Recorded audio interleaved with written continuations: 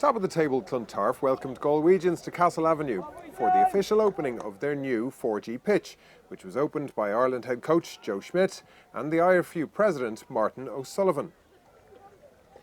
Bright and sunny conditions meant a decent crowd turned up for the big day. The man in charge was referee Leo Colgan. Galwegians out half, Aidan Moynihan, had given them an early foothold in the Tarf territory, but good positioning and a long clearance kick by fullback Rob Keogh had Wegians fullback John Cleary struggling as he backpedalled, handing field position to the home side. Scrum pressure from Tarf drew a penalty in the 10th minute, and up stepped fullback Rob Keogh to confidently dispatch his kick through the posts. The opening score helped to settle Andy Wood's men, and they pushed deep into Galwegians' half, and referee Colgan saw a stray hand in the ruck, and Tarf captain Ben Riley immediately signalled for the posts.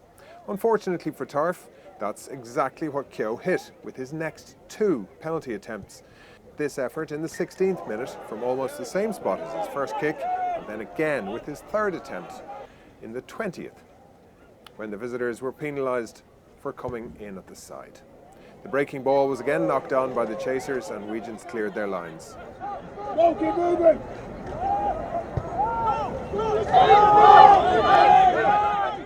The North Dubliners began to dominate possession though, and a missed touch gave Keogh some space in midfield, and he made good ground, setting up quick ball for Dermot O'Mahony to feed Joyce, and on to Darcy, whose moment of indecision caused the defence to hesitate. A gap opened up for him, and he went straight through it with strength and pace, getting him clear of any cover tacklers. He slid in, giving the home side a nice lead of 8 points, with the conversion to come. Keogh managed to avoid the upright this time, making it 10 points to 0.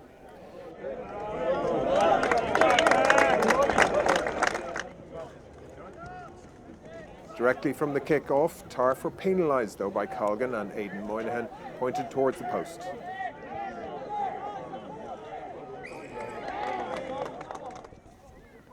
He lined up a shot at goal and made no mistake, opening their account in the 29th minute, 10-3 to Clontarf.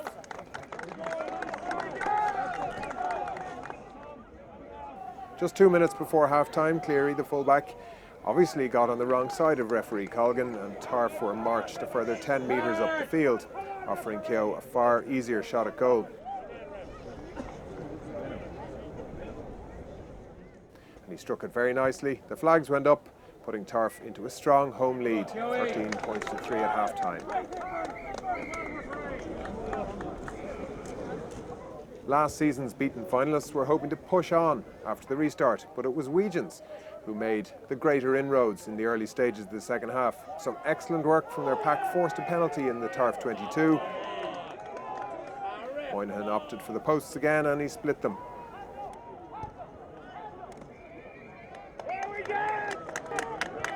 Number 10 was offered another place kick as Wegians continued to press for scores. The flags were raised 14 minutes into the second half, and with their lead cut to 13-9, Clontarf reacted by introducing experienced campaigners Sam Cronin for Dermot O'Mara and Evan Ryan into the fray.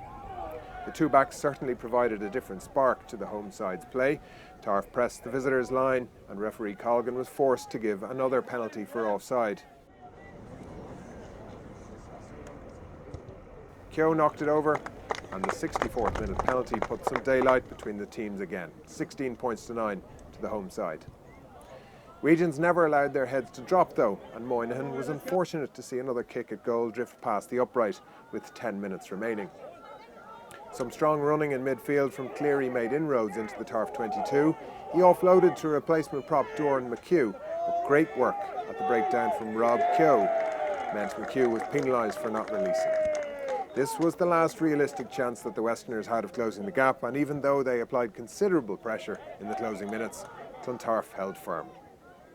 Tarf remain in top spot in the table with 5 wins from 7 on 24 points, just 1 ahead of the students from UCD. Final score from Castle Avenue, Clontarf 16, Galwegians 9.